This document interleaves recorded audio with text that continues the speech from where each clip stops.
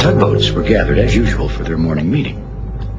Everyone grew quiet as the dispatcher began to give out the jobs for the day. On this day, however, there was less work than usual. "You mean we could have the day off?" asked Foduck. Now, it is a rare day when the tugs aren't needed, but it does happen. "No tugs are required at the moment," said the dispatcher. "but I will need someone to work all night tonight on the night shift." The dispatcher looked directly at Emily and George. "Any volunteers?" he said. "I'd like to," began George. "but I have an appointment to have my oil changed." Emily also had to say no. "Tonight, I'm getting a new tow rope." Theodore had never worked the night shift before. That job always seemed to go to the bigger tugs. He had always thought that staying up all night to work the night shift would be fun and exciting. Maybe this is my chance, he thought as he floated forward.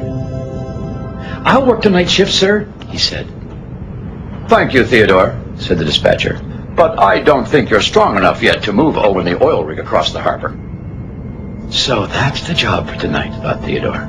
It made sense to move the giant oil rig at night when few ships would be crossing the harbor. And Theodore knew the dispatcher was right. He couldn't do it by himself. Hank moved forward. "I could help," he said.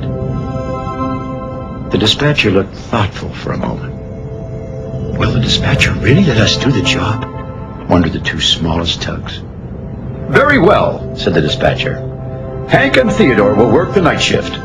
Hank and Theodore were so thrilled they couldn't help but toot their whistles. "Let me give you some good advice," said Foduck.